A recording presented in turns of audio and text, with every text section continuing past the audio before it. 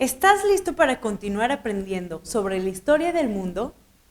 Te damos la más cordial bienvenida a esta clase y te recordamos brevemente que estamos analizando las transformaciones económicas, sociales y políticas del siglo XIX. Hoy aprenderás sobre los imperios europeos que se formaron durante los siglos XVIII y XIX, principalmente en Asia y África. Para entender el imperialismo, debes empezar por recordar qué países contaban con los medios tecnológicos y económicos para dominar otros territorios. Por eso, piensa todo lo que has aprendido sobre las revoluciones industriales y los países que lideraron estos procesos. Anota en el cuaderno todo lo que pensaste. Seguramente recordaste que Inglaterra, Alemania y Estados Unidos de América lideraron los procesos de industrialización en el mundo y fueron los principales creadores de tecnología. A partir de tus anotaciones, responde lo siguiente en el cuaderno. Recuerda ampliar tus respuestas a lo largo de la clase. ¿Qué fue el imperialismo? ¿En dónde se desarrolló y qué países lideraron este proceso histórico? ¿Qué beneficios obtenían los países al crear imperios coloniales? ¿Cuáles fueron las consecuencias del imperialismo para los países de Asia y África? Simultáneamente a la desaparición de los imperios español y portugués en América, durante las primeras décadas del siglo XIX, surgieron otros imperios coloniales en Asia y África. Este segundo proceso de expansión colonial estuvo liderado por Gran Bretaña, seguido de otros países como Francia, Bélgica, Alemania, Italia y Estados Unidos de América. En esta clase aprenderás acerca de las características de los imperios coloniales y las consecuencias de la expansión colonial para los pobladores de África y Asia. Recuerda tomar notas en el cuaderno de los hechos y procesos históricos más relevantes. El colonialismo de los siglos XVIII y XIX inauguró una nueva forma de dominio, la cual ya no se fundamentaba en el poblamiento del territorio, como lo habían hecho españoles y portugueses. El propósito del control de otros países se centraba en la extracción de recursos naturales y el acceso a la mano de obra. Las causas de la expansión colonial fueron diversas. En el ámbito económico, la rápida industrialización de los países europeos hizo crecer la necesidad de acceder a otros mercados para vender sus productos y a recursos naturales para obtener materias primas.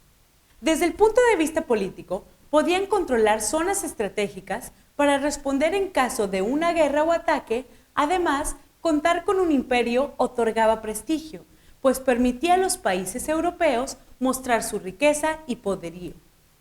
Aunado a ello, muchos europeos consideraban que era su deber llevar la civilización y la cultura occidental a aquellos pueblos que ellos consideraban salvajes. A finales del siglo XIX, prácticamente toda África y Asia estaban controladas por las potencias europeas, mientras que Estados Unidos de América había hecho crecer su influencia en América, donde compró Alaska a los rusos, pero también ejercía un control indirecto sobre varios países latinoamericanos, a partir de la presión diplomática y militar. Ahora que conoces los aspectos generales del proceso de expansión imperialista, veamos algunos detalles de los principales imperios coloniales. Empecemos por el Imperio Británico, que fue el primero en comenzar su proceso de expansión y el más extenso de todos, al contar con posesiones tanto en África como en Asia. Muchos británicos consideraban que India era su principal colonia, dadas las riquezas que le proporcionaba.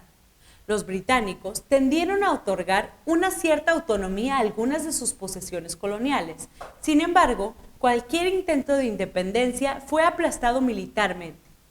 Francia también había iniciado su expansión colonial tempranamente, en el siglo XVIII, pero perdió algunas de sus posesiones por los conflictos con Gran Bretaña.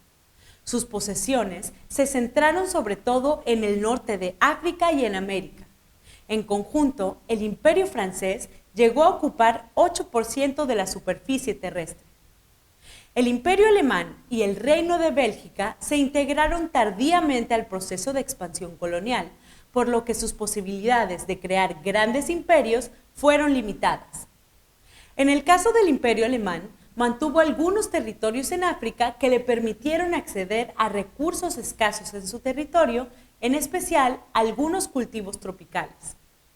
La principal posesión colonial del Reino de Bélgica fue el Congo, en África, el cual era propiedad privada del rey. El régimen colonial belga fue muy duro con las poblaciones nativas. En algunas regiones prácticamente las exterminó, además de esclavizar a decenas de miles de seres humanos. Aunque los estadounidenses no establecieron un imperio colonial de forma estricta, sí controlaron otros países y territorios. Este fue el caso de Cuba, Puerto Rico y el Canal de Panamá. Además, obligaron a otros países a aceptar sus condiciones comerciales. Por ejemplo, bombardearon varios puertos navales en China para obligar a este país asiático a comerciar con ellos. ¿Cuáles fueron las consecuencias de la expansión colonial europea para las poblaciones de Asia y África? Para responder esta pregunta, tomemos en cuenta los diferentes ámbitos de análisis, de tal manera que hubo consecuencias políticas. La población de Asia y África perdió el control sobre el territorio y el destino de sus respectivos países, pues debían seguir las políticas impuestas por las metrópolis. Sociales. Los europeos ocuparon la posición privilegiada en las sociedades coloniales.